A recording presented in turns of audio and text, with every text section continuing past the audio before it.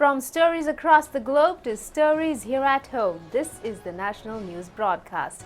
A very good evening to you. I'm Sharifa Tahir. A very good evening indeed. I'm Charita Minapurarachi. And let's move on to the headlines for tonight's news.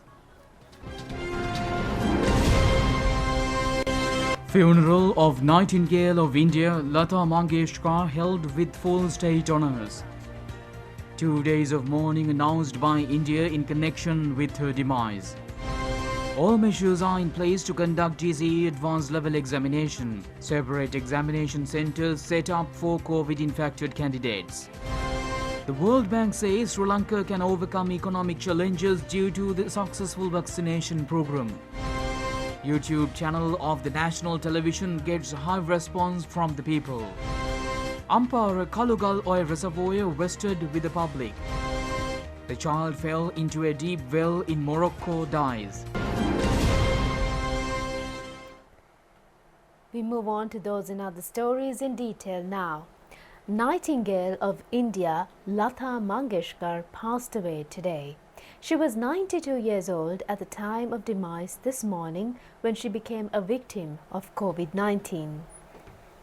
Department of Examination says that GCE Advanced Level Examination 2021 will commence tomorrow. The examination will be conducted according to health guidelines. The GCE Advanced Level Examination, which was scheduled to be held in August last year, was postponed until this year due to the spread of COVID. 345,242 candidates are sitting for the examination. 279,141 are school candidates, while 66,101 are private applicants. The examination will be conducted at 2,438 examination centres. 29 centres are in operation at district level for COVID-infected persons. The students' Department of Examination said that 32 regional centres and 316 coordinating centres will be in operation. Commissioner General of Examinations LMD Dharmasena said that the candidates who have been infected within 7 days of writing the first subject of the examination will be permitted to sit the examination at a special centre. Examination centres have been established near hospitals and intermediate treatment centres in all districts for the infected students. They have sat to the examination while under residential treatment at hospitals. The World Bank's South Asia chief economist Hans Timmer says that Sri Lanka has the ability to overcome economic challenges due to the successful vaccination program. He mentioned this while delivering the keynote address at the Economic Summit in Colombo. The Economic Summit has been organized by the World Bank and Next Gen organization. Mr. Timmer said that Sri Lanka is leading in vaccination when compared with other countries, which is a major benefit to the country. Many fields had to face severe challenges due to the closure of the country in the wake of the pandemic. But he said new opportunities have occurred in other areas due to the digital revolution. Mr. Timmer emphasized that Sri Lanka can get more opportunities in new services economy.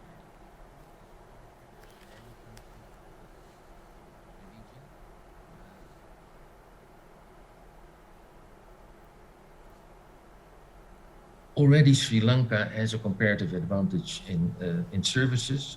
Services as share of GDP is larger than in any country of the region. It has the highest share of service workers in manufacturing already. Interesting in Sri Lanka is that the female labor force participation in services is really high. It increased now till 50% of the total labor force in services. That level of female labor force participation is twice as high as in other parts of SAR. When you look at our human capital index, which is based on the quality of education, the quality of healthcare, then Sri Lanka is in a better position than other countries in South Asia. I'm here once again in Colombo and always happy to be here to move forward our very productive discussions with the government of Sri Lanka on a number of key issues. I'm very happy to say that over the COVID-19 period, which was difficult for all of us, myself and the teams have been able to come here at least once a month because it was very important to signal to the people of Sri Lanka, the government of Sri Lanka, civil society, that the World Bank has been and continues to be your trusted partner in this very difficult period. The discussions here in Sri Lanka were very productive. I was very honored to again meet with the Honorable Minister of Finance No trip would be complete if we didn't have a chance to engage with civil society. And I'm very happy that myself and the chief economist for South Asia, my colleague Hans Timmer, had an excellent panel that was put together by NextGen. NextGen is a group of young thought leaders from across the political spectrum. They have differences of views, differences of politics and ideology, but they're united by a bridging of ideas towards a fundamental question. What does the future of Sri Lanka look like? What do we need to do now to ensure that future generations of Sri Lankans and the ones today have access to a development that is sustainable, that includes all, that is resilient to shocks, and that is green? The discussions were excellent and a lot of ideas emerged, and those ideas will also feed into our strategy. So all in all, this was an excellent visit, like so many, and I look forward to returning in the future. A group of people, including former chairman of Sri Lanka Chamber of Commerce Rajendra Tyagaraja and economist Dr. Roshan Pereira, were present at the occasion. Former Minister Foreign Minister Professor G.L. Pires is on a two-day official tour in India. A statement issued by Sri Lanka High Commission in India said that the Foreign Minister arrived this afternoon at Indira Gandhi Airport in New Delhi. Professor G.L. Pires is on a visit to India on an invitation from Indian Foreign Affairs Minister Dr. S. Jayasankar. A group of people, including Sri Lanka's High Commissioner in India, Melinda Morocco, received the Foreign Minister. The long-standing friendly relations between Sri Lanka and Canada have further strengthened. Canada's Assistant Deputy Minister on Global Affairs, Paul Topper, mentioned this, issuing greetings in connection with the Sri Lanka's 74th National Independence Day. I would like to extend congratulations to all Sri Lankans on this National Day. Canada was among the first to recognize Sri Lanka's independence in 1948, as we welcomed your entry to the Commonwealth of Nations. Canada values our long-standing relations that date back to before Sri Lankan independence and have since flourished through our vibrant people-to-people connections. In Canada, roughly 250,000 Canadians of Sri Lankan heritage have greatly contributed to the prosperity, cultural, and social fabric of our country. Over the past year or more, we have witnessed the importance of such long-standing relations, which facilitate our collective efforts in addressing key global challenges, such as that posed by the COVID-19 pandemic. We also hope to collaborate on matters of mutual interest, such as promoting inclusion, gender equality, and addressing climate change.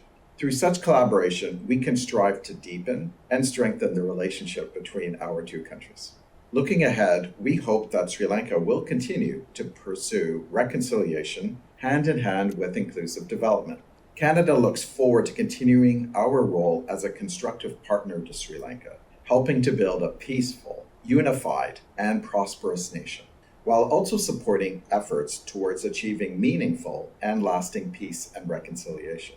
In Canada, we have had to find ways to accommodate and recognize diversity while strengthening our national university and prosperity.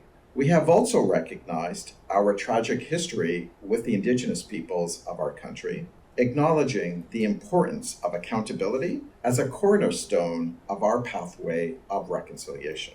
This work, very important, never ceases, but we are stronger, though, for it in the end. We all have a shared interest in seeing a prosperous, united, and inclusive Sri Lanka. Thank you for inviting me to participate in your celebrations. And on behalf of all Canadians, I wish all Sri Lankans the very best and a festive and happy Independence Day. Moving to the local update of the COVID-19 pandemic, 1,331 COVID patients were found from the country today. The Director General of Health Services confirmed today 23 COVID-related deaths which occurred yesterday. A total of 36,518,577 vaccine doses have been inoculated to the people in the country under the COVID-19 immunization program. Accordingly, 16,783,298 persons have received the first dose of the vaccine, while 14,010,772 have received both the doses. A total of 5,724,507 have received the booster dose thus far. President's Counsel U.R. De Silva expressed his views about the extraordinary gazette issued banning unvaccinated persons entering public places. President's Counsel U.R. De Silva said that what is important is that the government cannot enforce vaccination.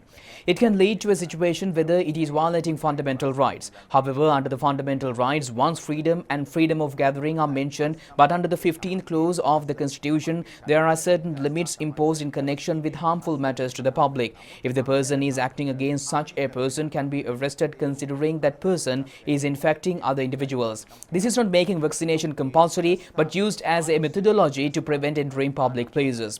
It has been implemented similar to banning smoking in public places. This will ban unvaccinated people from entering public places and public transport.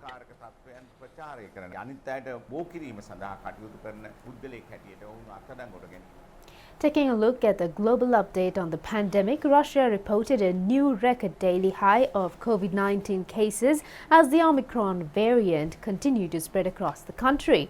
COVID-19 has infected more than 394 million people and killed over 5.7 million worldwide.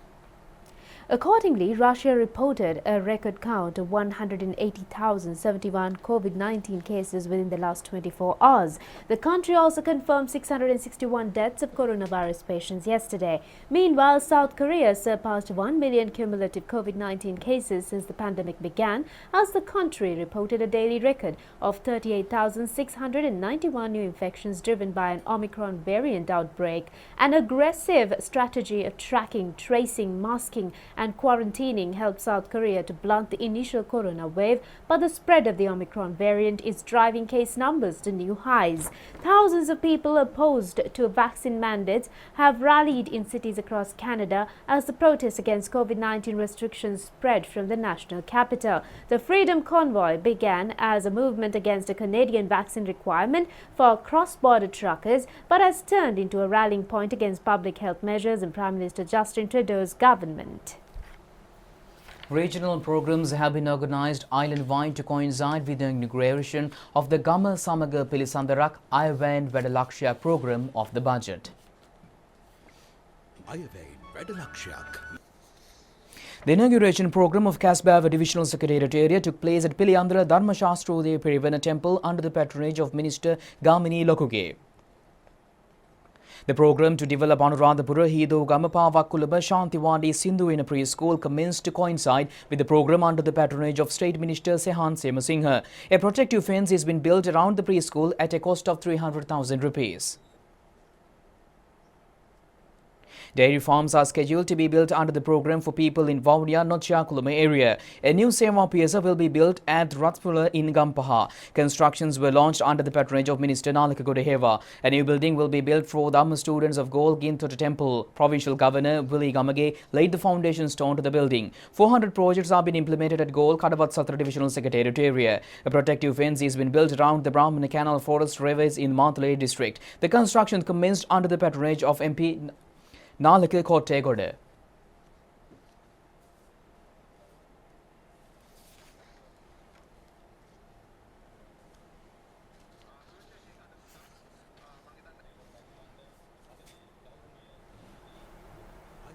Women's Balamandala meetings of Sri Lanka Podujana Peramuna are taking place in various areas of the country under health guidelines. Matugama Women's Balamandala took place under the patronage of Minister Rohita Abegunawardena. Public representatives and female members of Sri Lanka Podujana Peramuna attended the meeting. Sri Lanka Podujana Peramuna Homagama Women's Balamandala meeting was held yesterday under the patronage of Minister Bandulukunawardena. A large group of people were present at the occasion. Sri Lanka Podujana Peramuna Udunuvara Women's Balamandala meeting took place yesterday under the patronage of MP Professor Ranjit Bandara. A group of parliamentarians including Dayagamage and Rajika Wickramasinghe attended the meeting. Sri Lanka Potujana Perumuna Heliagoda Women's Balamandala meeting took place this morning under the patronage of Minister Pavitravani Arachchi. Sri Lanka Podujana Perumuna Haliyala Women's Balamandala meeting took place today under the patronage of MP Dilan Pereira. A group of people, including public representatives and party members, were present at the occasion.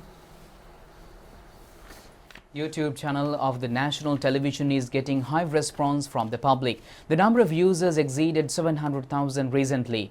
The total number of viewers of YouTube channels of the national television has exceeded 1.8 million. The national television provides quality and accurate information to the society, which is also followed in social media as a policy. Certain groups are using social media to destroy the society.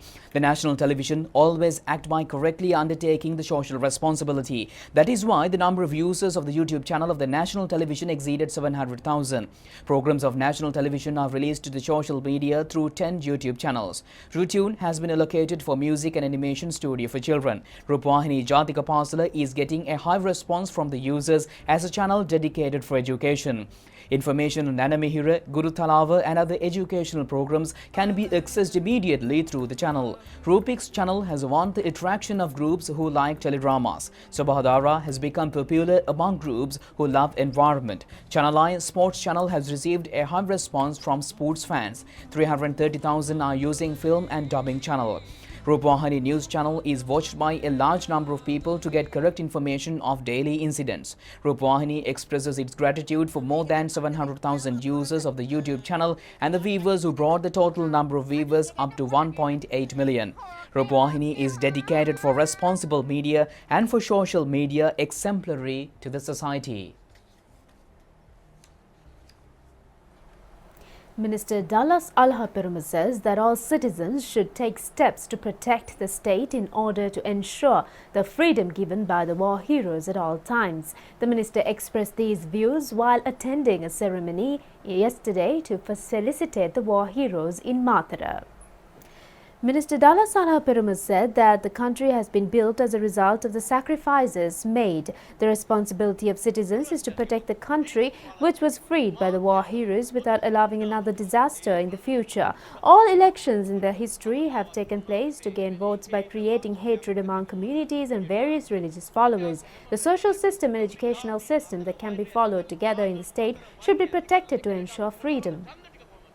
ඒ රටේ නිදහසේ කොඩිය හැමදාම ඉහළින් ලෙල දෙන්න නම් අපි මේ සියල්ල තේරුම් අරගෙන සමාජ ක්‍රමය අධ්‍යාපන ක්‍රමය අපි කාටත් එකට භුක්ති විඳින්න පුළුවන් මට. ඒ රාජ්‍ය අපි ආරක්ෂා කරගන්න. The ceremony, which was held at the main auditorium of Baligama Pradesh Sabha, had been jointly organized by Mathura Rana Virubala Maluwa, Hela Jatika Rana Virubala Baluwa and also the Ceylon Cultural Foundation. A group of people including Registrar Baligama, Shasana Rakshaka Balamandale, Venerable Vayapatha Ira Indrasiri Thera were present on the occasion.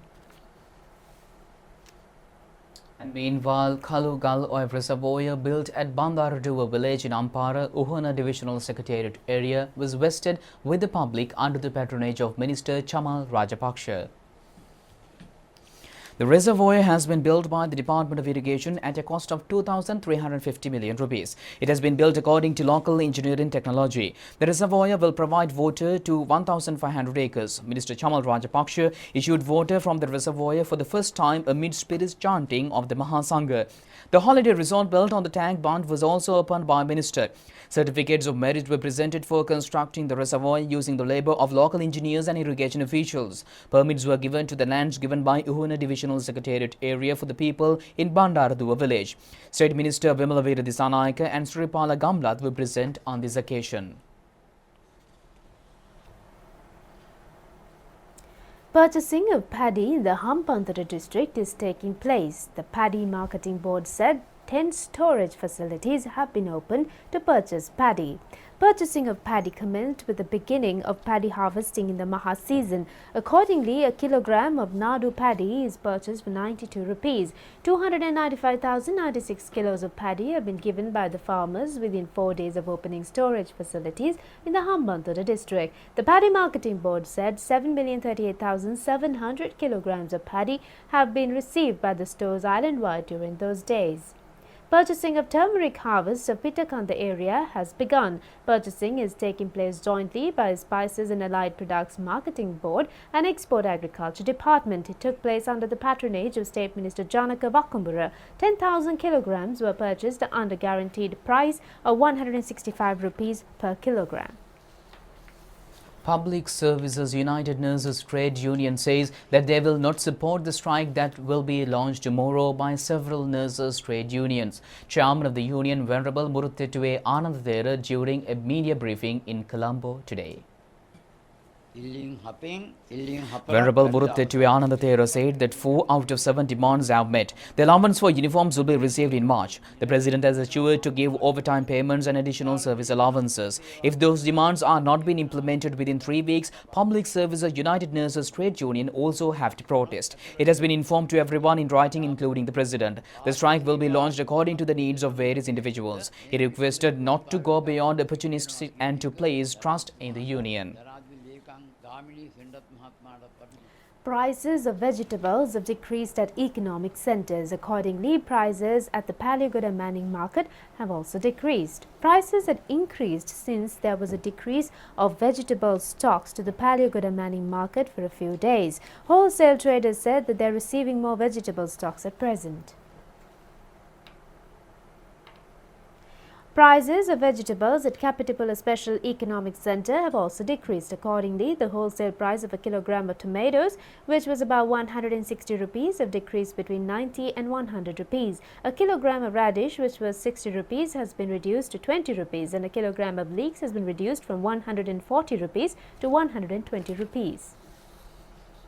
Farmers in Moragahakanda in Gallev area have cultivated several crops in Maha season under the program to encourage farmers to follow cultivations without toxins. Farmers have received bountiful harvest from maize, chilies, green gram and peanuts. They have used on the rainwater and organic fertilizer.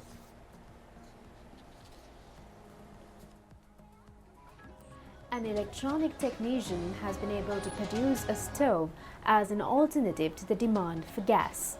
JMS Bandara Jayasinghe of Kiriola said that he created the stove as a result of searching for a simple technology to cook food during the time he stayed at home when the corona pandemic was spreading. He said that there is a high demand for his product. Several varieties of food can be cooked during a short period of time using the stove. Bandara Jayasinghe said he was prepared to give technical knowledge for those who are interested in making new creations.